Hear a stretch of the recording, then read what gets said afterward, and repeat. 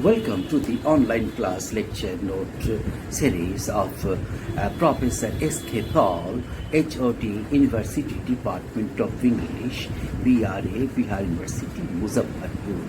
Dear students of PG Semester 3, CC 12, Unit 4, Modern and Contemporary Fiction. Today, my topic is theme of alienation and hybridity in Midnight's Children. The theme of alienation is one of the important manifestations of magic realism. There are two types of alienations: social alienation and self-alienation. Here in this novel, Salman Rushdie has used both the types of alienations. The narrator and protagonist of the novel, Salim Sinai, is shown suffering from inner isolation and meaninglessness in his very existence. In fact, Rushdie himself feels alienated, like his protagonist always finds himself haunted by a sense of loss and estrangement, as he has stated in his imaginary homelands. I have been in minority group all my life as a member of an Indian Muslim family in Bombay, then of Mohajir migrant family in Pakistan, and now as a British Asian. For Rushdie, such a condition of exile is symbolic, and his particular background has produced in him a state of mind where issues of alienation, identity, and belonging are central. Therefore, he considers himself in a position to speak with authority on behalf of the postmodern condition. He further states in his imaginary homelands. It may be that writers in my position, exiles or immigrants or expatriates, are haunted by some sense of loss, some urge to reclaim, to look back. This alienation means that we will not be capable of reclaiming precisely the thing that was lost. That we will, in short, create fictions. The theme of alienation can also be seen from an artist's perspective, seeking to preserve the truth from being muddled up by politicians, and history being rewritten for his own selfish purposes. It has also been commented about Rushdie's treatment of the theme of alienation in the book edited by R.S. Pathak in the following words. Rushdie's alienated characters convey in varying degrees a sense of unhappy frustration, resulting mainly from their social milieu. He has ruthlessly presented their social tragedy and psychological.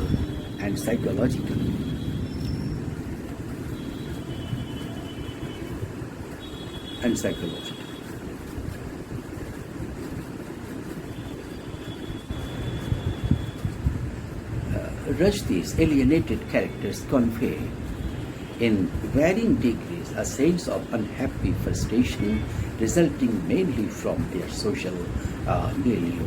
He has ruthlessly presented their social tragedy and psychological trauma. As a creative historian of contemporary socio-psychological ethos, Rushdie is concerned with an impassioned portrayal of the problem of alienation and does not bother to suggest any solution to it. From the very beginning of life, Salim, the protagonist of the novel, is switched over with another infant at the hospital by the nurse, Mary Pereira. As a result, he grows up in the wrong family, a household of wealthy post-colonial Anglophiles, and is thus exiled from his true parents and alienated from his traditional culture. Besides, on account of cradle switching and certain philandering by his likely parents, the child of midnight has four possible fathers: Ahmad Sinai, Nadir Khan, Wee Willie Winky, and William Method, and three mothers: Vanita, Amina Sinai, and Mary Pereira. The protagonist. The protagonist who stands at the center of Midnight's children is a Muslim and is illegitimate son of Hindu woman and an Englishman. Thus, the hero is a child of Hindu British parentage and grows up as the son of Muslim couple. He is destined to have more than two mothers and several fathers, as well as the timing of his birth subjects Salim to an even more difficult fate by giving his personal identity a larger dimension. Salim Sinai sustains so many simultaneous identities. He is by turns defiant, modest, strident, subtle, fatalistic, recalcitrant, fastidious, bawdy, flippant, and solemn, but seldom composed and never in tune with his inner self. Always divided from within, he leads a breathless and desultory life. He has no stable identity, but he assumes many identities. For instance, at one moment he is at the crease with Polly Umriger at the Brabourne Stadium, and the next he unravels in the seamy gossip in filmfare about the dancer Bajanti Mala. Then he is a Congress party worker, a Kerala peasant who votes for the communists, a landlord in Uttar Pradesh ordering the peasants to set his surplus grain on fire and starve to death. But as a fragment also, he is complete. Rushdie's intricate narrative technique enables him to sustain the simultaneous identities he has to assume as a human being and a narrator, capturing within his self the euphoria, expectations, tensions, and traumas of independence. Salim is doomed to lead the life of a social outcast and exile. At every turn, I am thwarted. A prophet in the wilderness, like Maslama. No matter now, I try. The desert is my Lord. Hybridity is one of the most eminent components of magic realism. The term hybridity is defined as the combination and mixing of multiple, seemingly opposing elements in a manner that maintains the various elements' characteristics. However, through his mixing, the various elements' characteristics subvert and alter the characteristics of the other elements. Through this subversion, the characteristics meld together to create some new element which shares characteristics with the various elements it was formed from, but maintains its own separate identity from those various elements. Midnight's Children remains the embodiment of hybridity because every aspect of the novel is imbued with this mixing and melding of various elements and characteristics.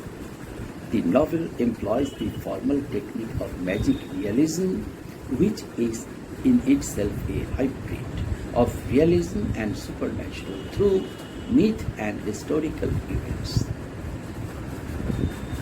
And Rushdie simultaneously represents ordinary events along with fantastic elements. The common reading of Midnight's Children regards the magic in magic realism as indigenous and realism as Western.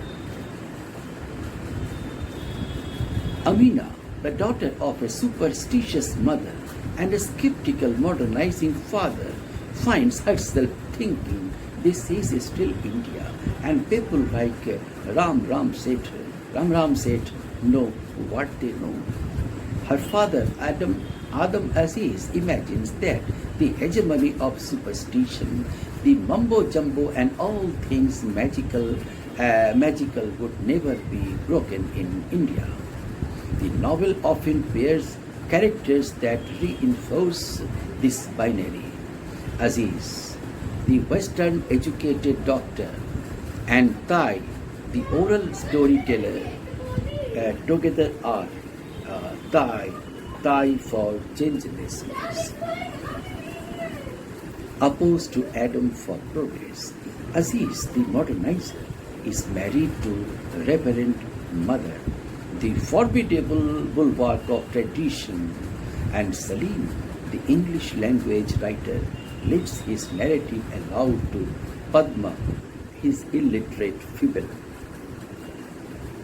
companion, who connects him with that world of ancient learning and sorceresses lore so despised by most of us nowadays. Shiva and Parvati are both Hindus, while Salim is Muslim, and their relationship demonstrate the mixing of religious and cultural mythologies present within India. The novel presents us with a hybrid version of history in which it is clearly impossible to discern a total truth, since history can only be accessed imperfectly through an unreliable memory in fragments, bits and pieces. It can also be said that Salim Sinai's inability to survive is tied to his inseparable and exclusive connection to the past and his son. Adam Sinai is a symbol of hope because he is not tied down by history the way his father is. An important aspect of Rushdie's narration is his unveiling of the story in fragments with a few exposing history as a hybrid constructor. The Midnight Children Club (MCC) is composed of varied participants, many evildoers and monsters among talented and gifted children. The offspring of independence were not all human. Violence, corruption, poverty, generals, chaos, greed, and paper pots. I had to go into exile to learn that the children of midnight were more varied than even I had dreamed. Hybridity as a concept also presents itself in the novel when Salim contrasts Bombay as a concept also presents itself in the novel when Salim contrasts Bombay with Karachi. Salim views Bombay as a hybrid space with its kaleidoscopic mixture of factors, whereas he is forced to view Karachi only as a heterogeneous entity, the land of the pure. To him, Pakistan represents a repressed, pure and closed space, something he could never associate himself with. Bombay has been used as the setting of the novel. In fact, Bombay represents its religious diversity, social caste differences, and multiplicity. In this way, Bombay itself becomes a solid example of hybridity. as it is a hybrid of Hindu, Muslim, Sikh, Christian, of young and old, of the past and the present moment, and etc. Another hybridity in the text is the coinage of the word abracadabra, as the word that is first spoken by Salim's son. Salim's son.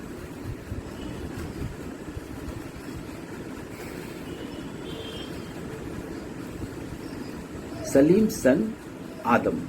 It is a word that combines both ancient Greek and Oriental concepts, thus symbolizing an east-west fusion of cultures. Both Salim and Adam is a conglomeration of the history of Indian colonials as well as contemporary India. Fragmentation.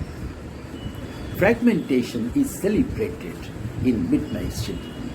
For example, the manner in which Adam Aziz falls in love with Naseem, bit by bit through the perforated sheet, it can be seen as a celebration of it. He loves her in parts, but when gets to know her in the whole, their relationship declines. The same happens with Amina, who falls in love with parts of Ahmad's body. Lifafa Das's attempt to enclose the whole of India into a peep show is another example of Rushdie's viewpoint that nothing in reality can be known in its entirety. It can only be accessed in pieces. Fragmentation is an indivisible part of the structure of the text. The fragmentations perpetrated by history, like the partition of India and Pakistan, and the further partition of Pakistan into Bangladesh, find parallels in the physical fragmentation suffered by Salim from fingers to sexual organs. Salim's parentage is fragmented, spread across various families which by themselves are fragmented. We see the fragmentation of India at various levels. On the social level, there is integration of the extended family of Salim. On the cultural level, we see the conflict between acquired and inherited values experienced by Method, Adam Aziz and Brass Monkey, and the convert Mary. In the realm of politics, there is the Jallianwala Bagh massacre, the non-violent struggle of Gandhiji, the strife between the Muslims and the Hindus, the partition, the political intrigue in Pakistan, the creation of Bangladesh, and the events leading to the emergency exposed by Indira Gandhi.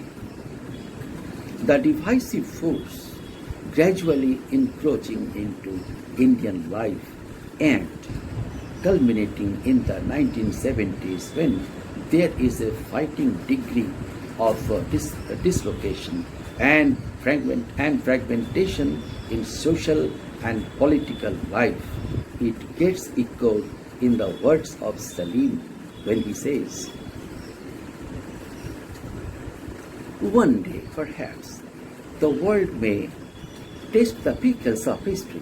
They may too strong for some palates. Their smell may be overpowering. Tears may rise to eyes. I hope nevertheless that it will be possible to say of them that they possess the authentic taste of truth, that they are, despite everything, acts of love." Midnight Children is a novel that is fragmented, making frequent and abrupt transition of place, time and character. Far from being a careless mistake of the author, The fragmentation in this novel serves vital psychological functions reflecting the divisive experiences of colonialism and post-colonialism. The extreme fragmentation may difficulty, cause difficulty for the reader, thrusting him or her into the same feeling experienced by exiles and the characters Rushdie portrays. The whole household was very often torn by the conflict between grandpaternal skepticism and grandmaternal credulity. Salim's father was unnerved, adrift, unmanned, and his mother became the victim of the spirit of detached fatigue and eventually fell apart. His sister Jamila was filled with the pain of exile and the lovelessness of life. Hence, he has the sensation of being pulled up by his roots to be flung unceremoniously across the years, and fated to be flung memoryless into an adulthood whose every aspect grew daily more grotesque. He meanders through his existential predicament like a puppet with broken strings. He had more mothers than most mothers have children, and all his life he says, consciously or unconsciously, I have sought out fathers. All this testifies to Salim's lack of roots and the connected fragmentation of personality. The motive of fragmentation is present throughout the novel, but in no case it is prominent, as it is in the case of Salim. He is fully aware of his problems and plights, misfortunes and discordances, so typical of a rootless person.